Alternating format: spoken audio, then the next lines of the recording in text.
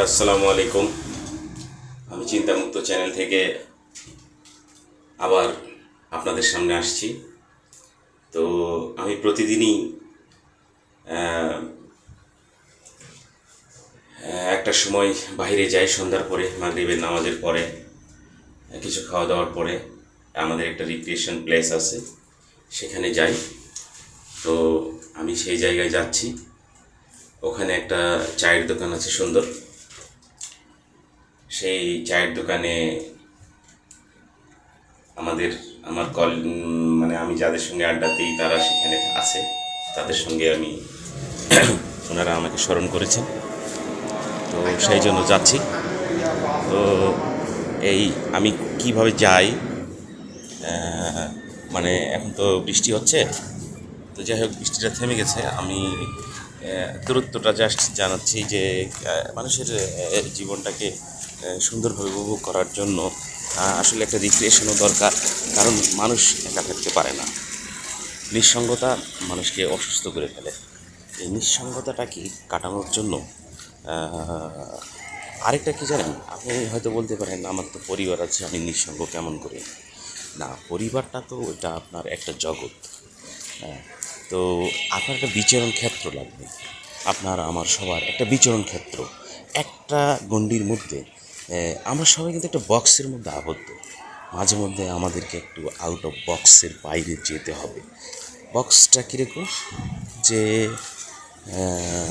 আমি সকালে যদি চাকরি করে থাকি তাহলে আমি সকালবেলা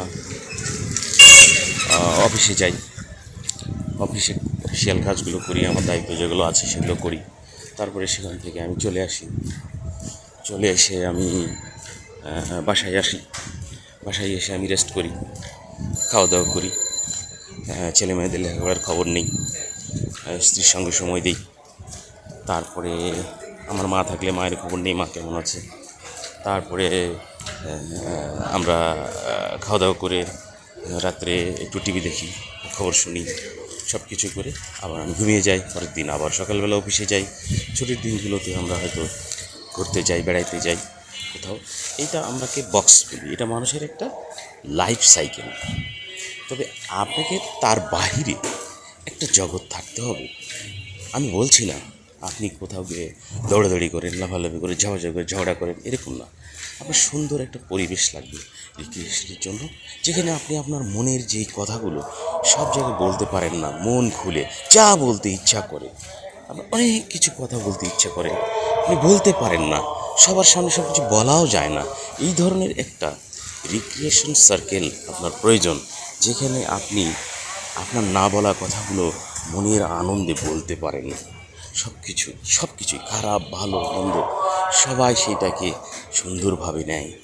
আমি দেখেন অলরেডি আমাদের রিক্রিয়েশনের যে জায়গাটা, আমি আসলে কি জানেন, চিন্তা ভাবনা করে কোনো টপিক নিয়ে কথা বলি না, তো এই কথাগুলো এলোমেলো হয়ে যাচ্ছে, কখন কী বলতেছি বুঝতে পারছি না। তো একটা জিনিস বোঝাতে চাচ্ছি যে আমাদের যেই মানে একটা, এখানে আমাদের কিন্তু কারো কোনো স্বার্থ নাই। আমরা এখানে আসি জাস্ট গসিপিং করি, মনে করেন যে সমসাময়িক বিষয়গুলো নিয়ে আলোচনা করি, এবং সবার পরিবার নিয়েও আলোচনা করি, মাঝে মধ্যে ইয়ার্কিও করি। আবার শামসুর দোকান এখানে আছে, এই যে আমি অলরেডি আমাদের রিক্রিয়েশন প্লেসে চলে এসেছি, শামসুর দোকানে চলে এসেছি। আপনারা দেখতে পাচ্ছেন তিনজন স্যার বসে আছেন। তো থ্যাংক ইউ ভেরি মাচ, ভালো থাকবেন।